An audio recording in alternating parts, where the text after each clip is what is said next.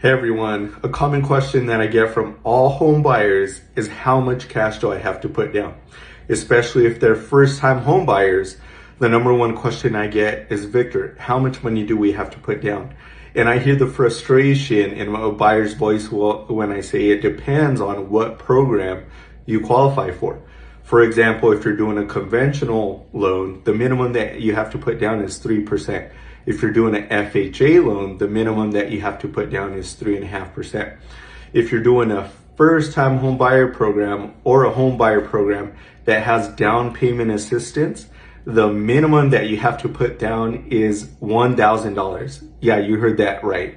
$1,000, and the $1,000 doesn't even have to be your money. It could be a gift. And that's a program that we have here in Colorado called CHFA. And there's different options, and it depends on what your credit score is, what your income is, and how much you qualify for. Different factors are going to determine what program you can use when you purchase a home. The other question that I get from home buyers is, well, how does this all come together?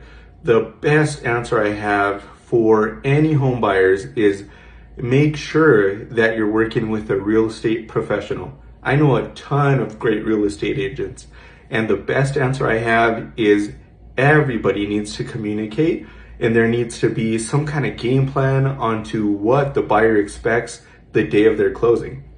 If they're thinking that the maximum they want to bring to closing is XYZ, great. Does the lender know? Does the real estate agent know?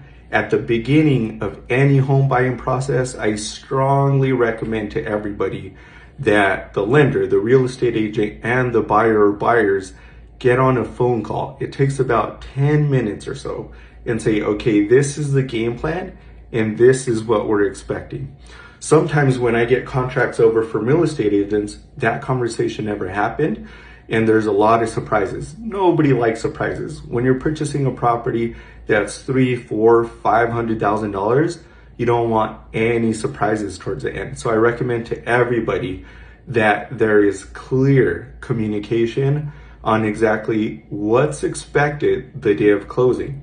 And if there's some kind of game plan together, then the expectation is very clear and everybody's happy, right? Everybody's happy when the expectation's set there and everybody knows what to expect the day of closing.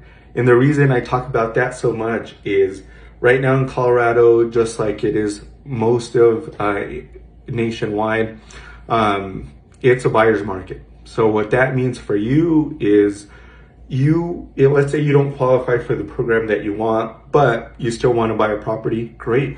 Have that conversation with your real estate agent, with the lender, because if the seller of the property that you're looking at is offering a seller concession, and that's something I'm going to talk about in another video, but they're pretty much giving you a credit, then guess what? You're going to be able to get the monthly payment that you want, or you might be able to get the closing costs that you want. So again, if you have a conversation around what closing looks like, that's my best piece of advice. But the minimum, when people say, hey, Victor, what is the minimum I have to bring? It's $1,000 if you're using CHFA in Colorado. In that program, I'd love to talk to you about. Go ahead and reach out, send me your information, and I'd love to talk to you more about the qualifications about that program. Thanks.